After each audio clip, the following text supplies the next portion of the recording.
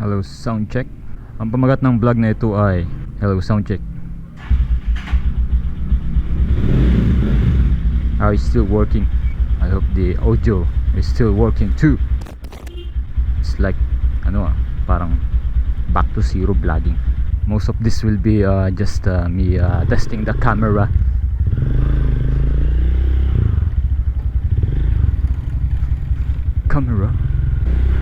Wow, si kuya.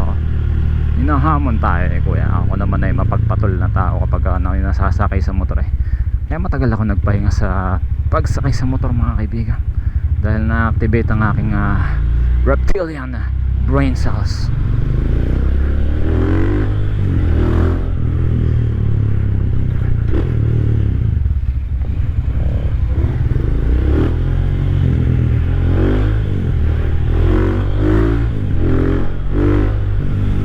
Told ya, reptilian brain cells.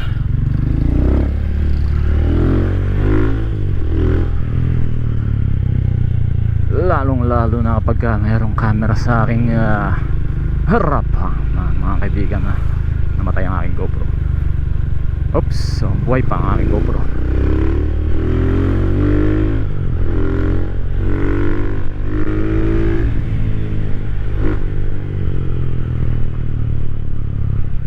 Kamakailan ako yung naglinis ng aking preno, kaya naman ako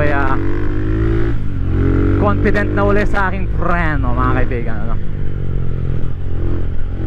Dahil kapag ikaw ay hindi confident sa iyong preno, hindi ka makapagbilis.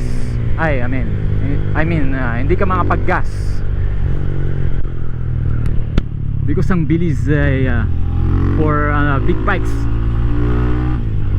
This is slow as fuck, motherfuckers.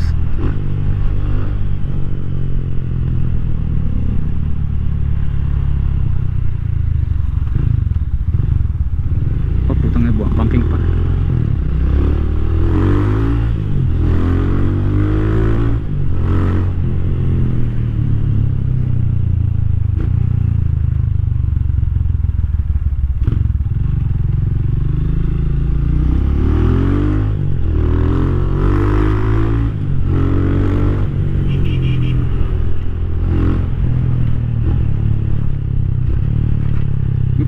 Mabuhangin, wala akong pakialam.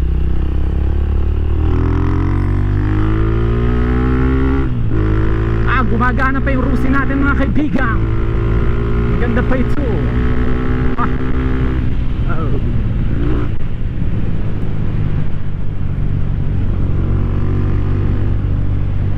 So mga kababayan dito sa Limay,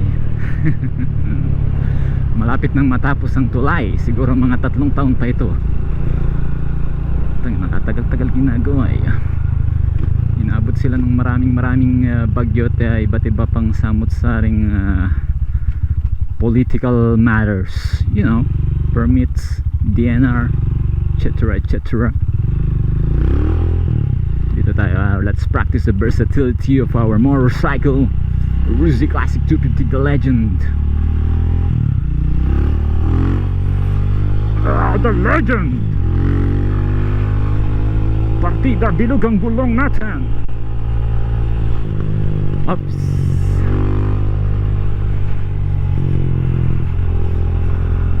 The legendary mother power.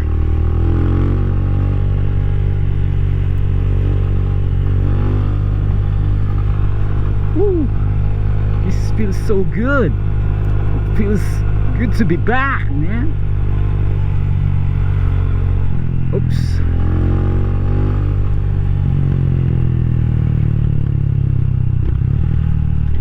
Now let's go to the other side.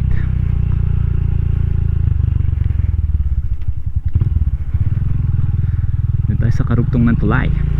Let's skip to the good part. Tagal ko nawala sa riding I realize na akala ko kumonte na ang mga kamore, lalo pa lang nadagdagan.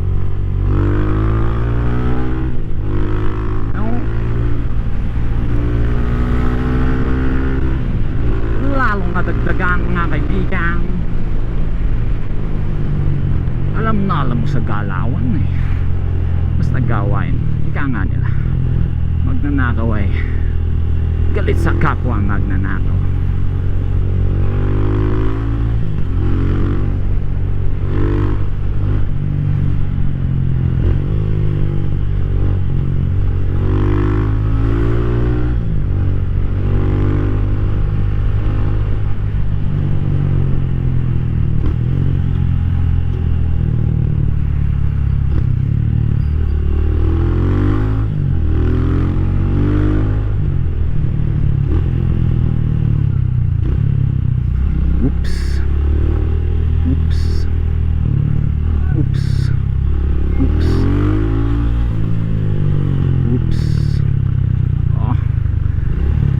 Setup yan sir ah. It's a muffler and everything, but I'm gonna show you use the more kamore.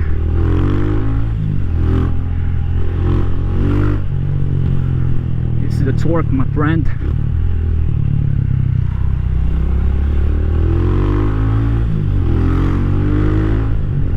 So ilang taon na nga ba yung cruise natin? 4 years? 5 years? Hindi ko lang kailan ba ako start nag-vlog.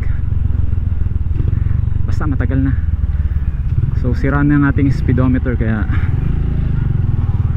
wala tayong makikitang speed.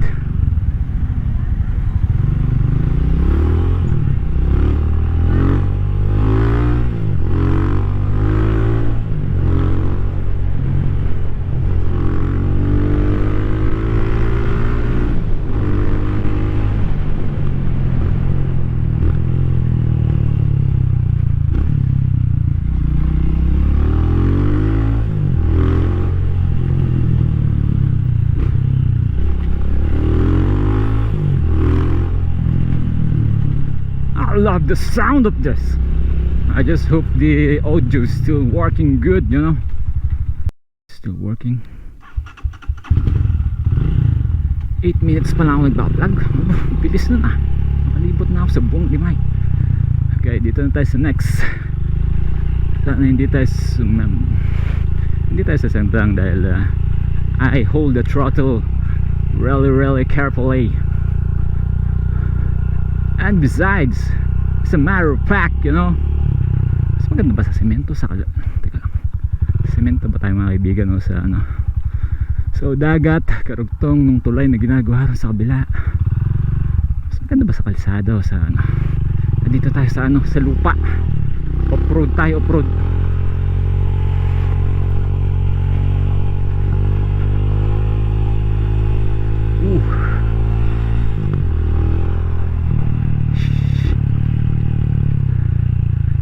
Sa kalsada I can feel the tires skidding.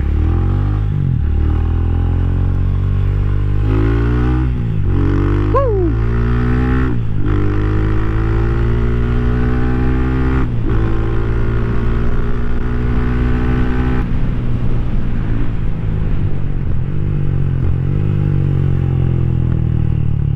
Okay, finish.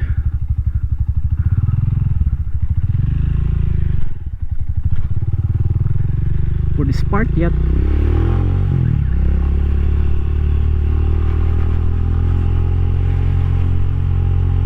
Not finished for this part yet. Pala ako skandaloso rito. Oh, one reason I quit vlogging, ano, I'm drawing too much attention nearby. I want to keep my life private for a while, but now I don't have anything to keep in private. So ito yung karugtong na tulay mga kaibigan, and that's how you you know,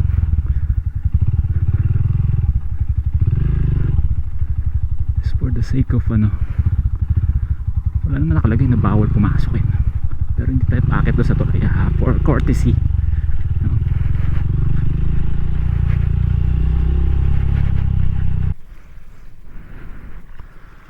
let's go back. Thank you for the blessings.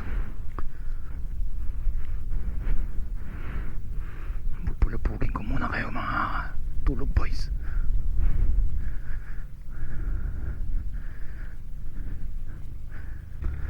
Good old RC250.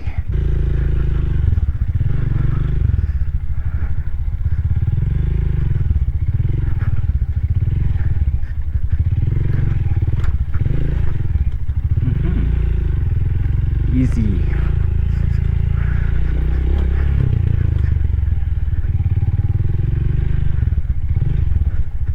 Oops.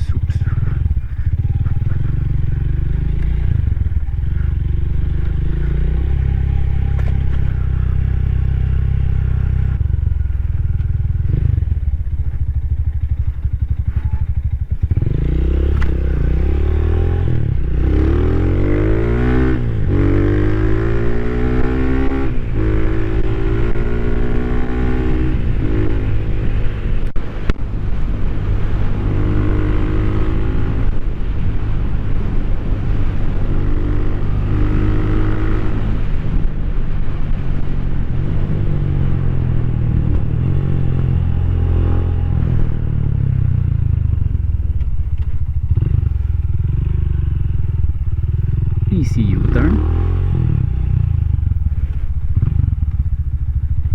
Ganyang simpleng moves ay maganda yung pag-aralan guys, yung U-turn na with confidence, you know, para pag may checkpoint tas marami kang violation, halimbawa nalimutan mo yung mga lisensya mo, meron kang installed illegal parts at meron kang dalang illegals.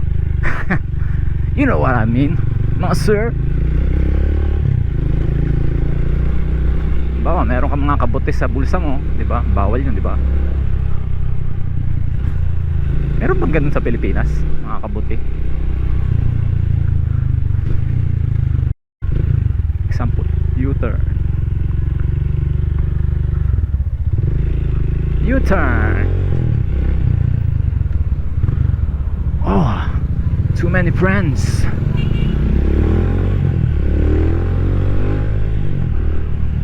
Friends, I love friends.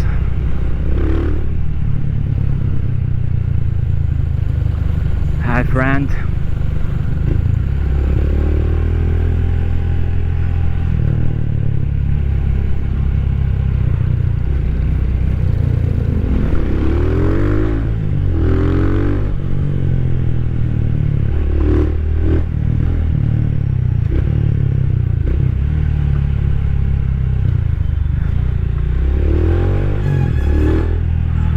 Hello friend.